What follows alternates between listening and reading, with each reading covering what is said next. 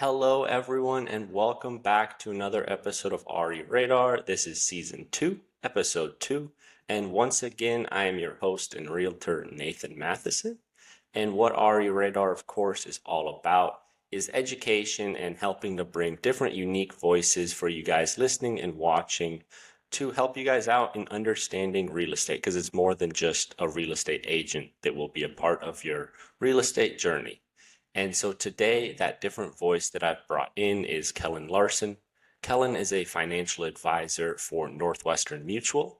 So welcome, Kellen, for joining us today. Thank you for having me, Nathan. I'm really excited to be here. Yeah, and why don't you kind of just start us off with talking a bit about your official title and what you see your role is to your clients?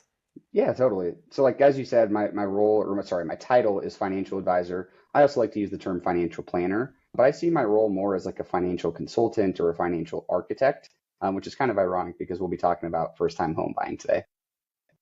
Mhm. And my role is I want to be at the center of my client's world. I want to be a household CFO essentially, just helping them make smart decisions with their money in context with their goals and objectives that they have in life.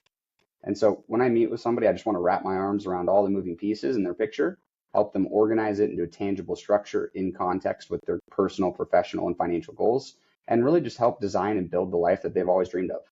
And so I'm giving people tailored financial advice in context with those goals and objectives, and just helping them accomplish them in the most efficient, effective manner, whether that's buying a home, starting or growing a family, planning for children's education, making sure their family's taken care of no matter what happens, planning for early retirement. Whatever it may be, it's my job to help people accomplish goals. That's great because a lot of people maybe think a financial advisor type might not be as tailored when you're clearly tailored to the individual. When a financial advisor you might think is just someone who's going to try to make you as much money as possible, however it may be, when you're clearly about your clients and figuring out what they actually need from you, and then you can provide that to them. Exactly. Yep. Now, getting into the real estate topics of this interview, let's say someone is meeting with you and they tell you that they want to buy a home.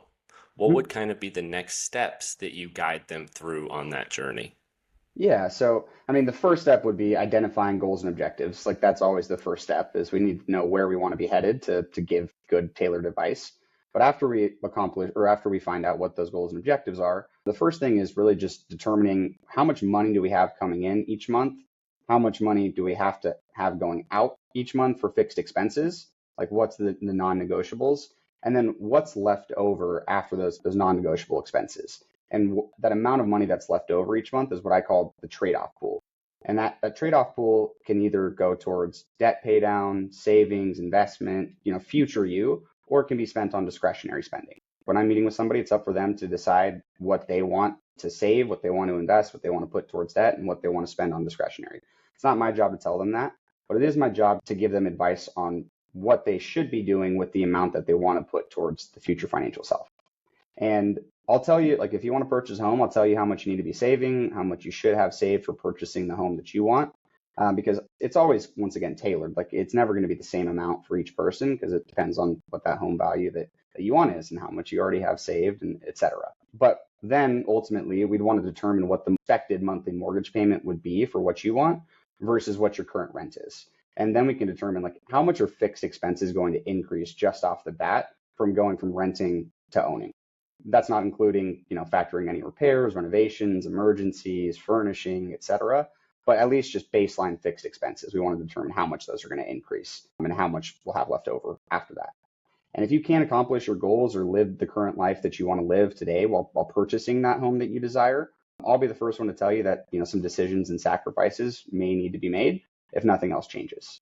But if we do want to save and purchase a home and get in the best position to do so, I'd tell you what to do with that amount that you want to commit, whether it's paying off existing debt, saving into a bank or high yield savings account, or maybe investing some of it, depending on, kind of the time horizon or how long we think it's going to take for us to purchase that home and maybe get a better return than cash and use those investments for the down payment. Oh, and then making sure you're kind of taking care of debt. So the debt to income ratio is favorable, working on building up credit score as much as possible if it's not already, sufficient. And that's kind of like where I would start with somebody when they're talking about purchasing a home. So, kind of just, I guess, summing up what you talked about there, if someone were to go to you, ask about buying a home potentially, because you're not going to be the one pushing it. You're going to let the clients obviously decide that. You're going to basically just run them through all financials and help them understand that this buying a home is going to be a huge expense. It's going to be the biggest expense they make until they buy their next home. And you'll just run them through that and make sure that they understand everything, because financials can be complex with debt and all that stuff for sure. Exactly. Just want to make sure that we're taking account into all the moving pieces and making sure that, they're going to be all right if they do purchase that home that they want.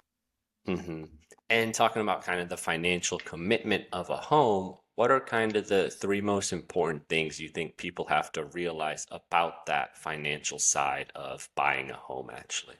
Yeah, I would say the first and most important is that when you're renting, your rent payment, that is the maximum payment. You're not going to have any additional expenses. Typically, it's not really, I mean, the rent might increase, but you're not going to have repairs, renovations, property taxes that might increase, homeowners insurance that might increase. And so rent's the maximum payment. And then your mortgage payment, that initial mortgage payment, that's the minimum, right? It can go up, like with property taxes, homeowners insurance, and escrow, that can go up. You can have more expenses, repairs, renovations. And so that's, I would say, the first and most important thing to think about when making that financial commitment. Second, I would say, it's a big commitment to yourself and your family, if applicable, if you do have a family, and just make sure that you're protecting against the risks and planning like risks that, can get in the way of continuing to be financially secure and continuing to be able to make that mortgage payment, like potentially not being able to work. Once again, repairs and renovations, job loss, etc. And so just make sure that you're planning for that so that you continue to uphold that commitment of staying in the house to yourself and your family. And then third, I would say you're going to find this one interesting because I'm a financial advisor. But I would say like when people are purchasing a home, they should realize that buying a house may not always be the best financial decision at the time. And I'm a firm believer that owning a home or owning property, whether it's a primary home or an investment property, it's an important part of long-term wealth building. But when making a financial commitment as large as that, I don't think it should necessarily only be about the financial aspect. It transparently may not build you the most wealth in the short term, potentially not in the long term, depending on how real estate goes and where you're buying, and et cetera. But it should have a personal, emotional side to that decision as well. Because like, is it your dream home? Is it a better living situation for your family, a better school district for your kids, whatever it may be? But without any other reason than wealth building, I think that maybe you should run the numbers on if that will build you the most wealth long term versus maybe doing something else. And so I think that that's kind of important as well in making that commitment. Yeah, that third point's actually really interesting and a really good point, because for some people, they're not in a position to necessarily buy a home, whether they might have the financials in place to get into the home, but then after that, they don't have the financials to keep up the home. Hmm. Or like you're pointing out, they might be renting in an area that has great schools. They have kids, they have great school district, but they can't then afford a home in that area. So is it best for them to move at that time and try to buy a home? Probably not. So yeah, that's some great points right there actually you bring up. Yep. I'm glad that you agree. Yeah. And then, yeah, I don't want to ever force someone to buy a home when it's clearly not in their best interest. And that's something I'll talk with my clients about. Is it the right time for you to buy? That's what I always say. The right time for someone to buy is when they're ready to buy. It's not Hmm. about any other kind of outside circumstances. Like interest rates, always a huge talking point. It's just when the client is ready to buy, when they're set, when they're financially set, and then when they're kind of mentally set, because it is a big mental jump going from renting to buying. Totally. And now debt is kind of a huge issue that people face. How does someone kind of go about helping to reduce that debt that they have? Yeah, I would say number one, it depends on what kind of debt they have. When I'm meeting with somebody, I'm always trying to get, okay, what assets do we have right now? Savings, investments, et cetera. What debt do we have on the balance sheet? And what kind of debt? What are the interest rates? What are the monthly payments? And then based on that, I'm determining like, is there any way that we can pay this debt off more efficiently, refinance, consolidate, pay less in interest, less in monthly payment? But some different options or some different things to be thinking about is number one, if you have student loans, there are options to refinance student loans if they're a little bit higher interest rate. And then there are also federal forgiveness programs that you can enroll into, like income-based repayment programs, public service loan forgiveness, and if you're in a public service job or government, state, federal job. There's actually a student loan consultation service that I often refer clients to called GradFin, and they're awesome. Like they kind of do what I do for clients with an initial consultation, just trying to get the full picture of their student loans. And then they'll actually give a consultation, say, hey, here are some options that we can utilize with your student loans, whether it's refinancing, federal forgiveness programs, et cetera. They don't charge anything for that, but if you do end up refinancing with them or they help you get in those federal forgiveness programs, that's when you do start entering into a contract with them. And so I think if people have student loans, it doesn't hurt to at least get a consultation with them and see if there are any opportunities within those student loans. So that's the Yeah, for number sure, one. especially with like a free consultation type thing and you've got student loans. Why wouldn't you want to jump at that opportunity to just gain a little knowledge and maybe how to help reduce that? Exactly. And in fact, I literally just met with a client yesterday and I had introduced her to GradFin. She had a consultation and she was paying $1,300 a month for a Parent Plus Parent Plus student loan. And they did a consultation and they figured out that they could get her into a different program and save her about $700 a month on that monthly payment. So they reduced it from $1,300 a month to $700 a month. Sorry, they saved her $600 a month. That is great right there. All my listeners who have student debt better be going there right now to figure that out. Yeah, they're awesome, and they're not going to charge you anything unless you start working with them. So why not? And then second, I would say if you have credit card debt, high interest credit card debt, that's kind of the most important to be trying to reduce and maybe refinance, consolidate. So there are a couple options with that. The first would be a balance transfer credit card. So there are some credit cards where they will allow you to transfer a balance from your existing credit card to this new credit card that you open with a new company. And sometimes there will be a fee on that balance transfer, like a 3% of the balance fee or 5% of the balance fee. But when you transfer that balance over onto the new card, you typically will have a 0% interest rate period for 12 months, 15 months, 18 months, some are even further, I think like 21 months.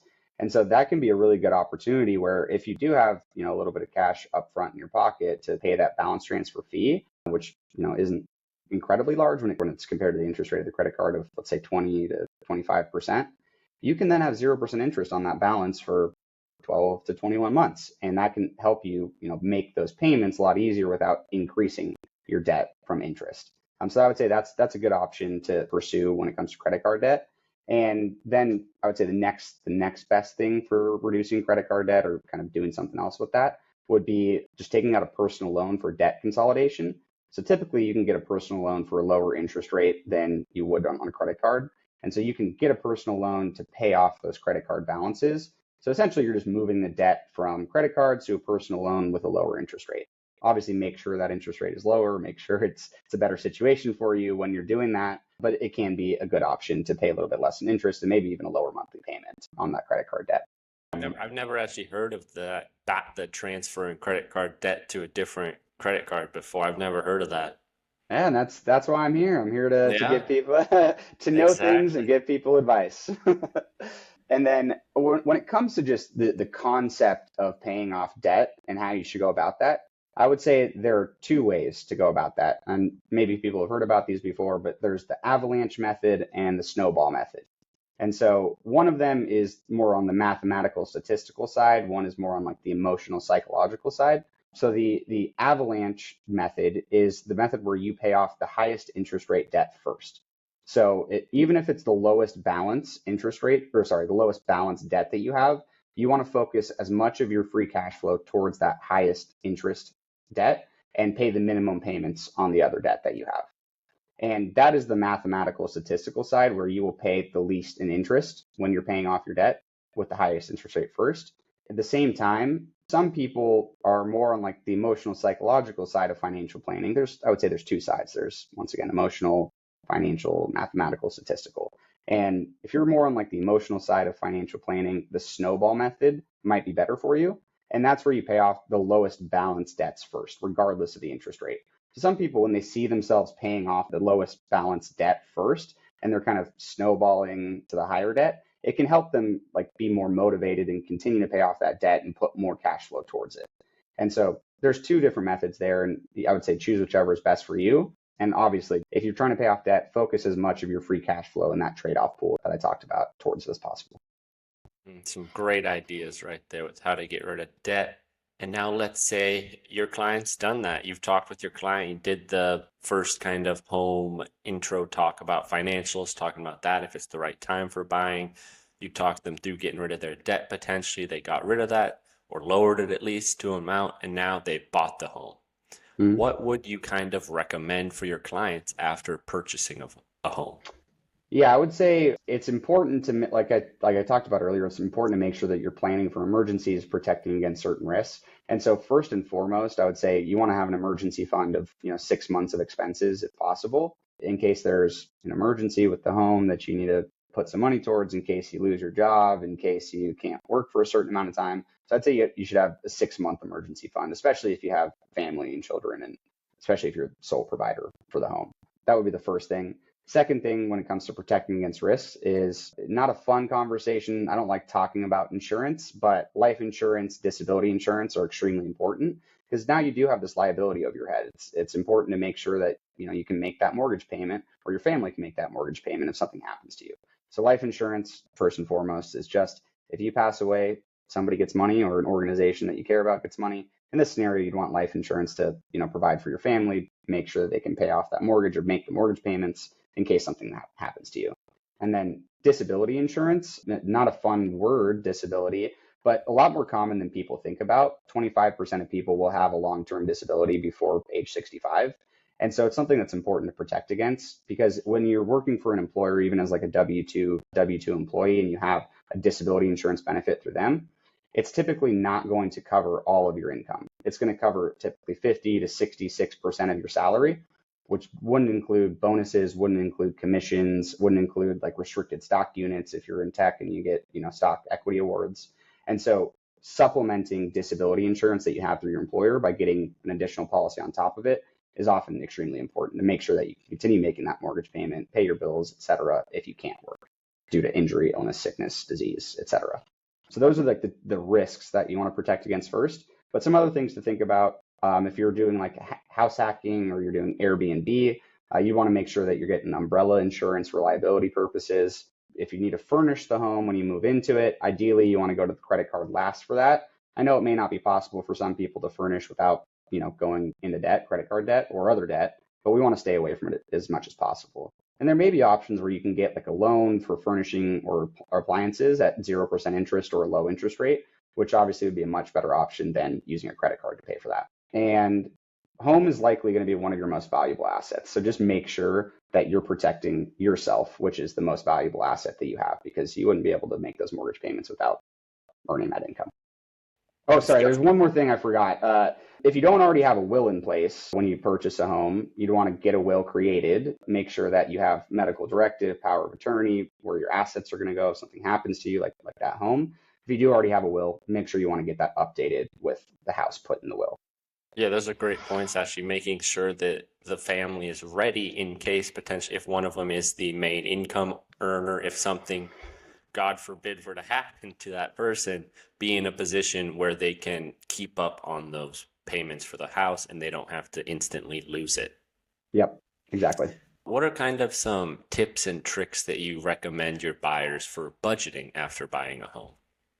Yeah, one thing that I find quite often is that, once again, mortgage payment is the minimum payment, and often people are thinking it's the maximum payment, but there's going to be other expenses, and expenses may increase. I would recommend saving at least 1% of your home's value each year to put towards repairs, renovations, emergencies, etc.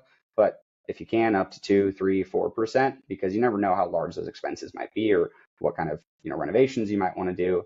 And then also expect property taxes and homeowners insurance to increase over time. They always will at some point. And if income doesn't increase at the same rate or higher than those costs increase, then you may have to decrease discretionary spending if you want to still be able to accomplish other goals. If you want to do a project for your home, make sure that you're earmarking funds towards that every month and then using those funds to complete the project rather than depleting your emergency fund or going into debt. And then lastly, I would say don't fall into the fallacy that all home projects, upgrades, renovations are going to increase the home's value by the same amount or more than that you put into them. And even so, like if they do you plan on accessing that equity in your home at some point? Like, do you plan on using a HELOC or a cash out refinance to purchase more property? Or in reality, does that increase in home equity not really matter as much to your short term and long term financial picture than maybe doing something else with that? And so I would say projects should typically also have an emotional aspect or increase the quality of life when making that decision. I'll tell you the financial impact that that quality of life improvement will have on your long term wealth building if you want me to. But it's not my job to say you should or shouldn't do that. Yeah, you shouldn't just be doing projects to your home for the pure idea of this is going to add value to my home and I can then take out equity in it and buy another. You should like what you're doing. You should like the projects you're doing. There should be a reason behind them for sure. That's a great point right there. Yep. All right, now just wrapping up here with one final question for you, Kellen. What would you say are kind of common mistakes that you see people run into financially after buying a home? Yeah, and I think I've said this 3 or 4 times now in this interview, this podcast. But your monthly mortgage payment, that's going to be your minimum payment, right? Doesn't factor in repairs, renovations, increase in property taxes, homeowners insurance. And so people often will say, "Oh, I can afford this house, like it can fit in the monthly budget." But they're not thinking about the other things like increase in costs, repairs, renovations. And so really they're biting off more than they can chew and becoming house poor, the term house poor.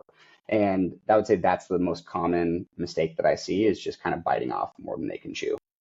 And then that's really just going to flow into potentially losing value in that home with issues arising on it and them not having the ability to fix those issues. Or if they try to fix those issues, they're going to run into a lot of debt trying to make this up. And then they're just going to be going downhill, a slippery slope of trouble. So make sure you are able to pay more than your mortgage and be ready for those type of situations arise for sure. Yep. Yeah, that's I mentioned the snowball method for debt pay down. That's kind of the opposite, right? We're snowballing downhill and increasing Yeah. debt and expenses. So that's not the type of snowball method that we want.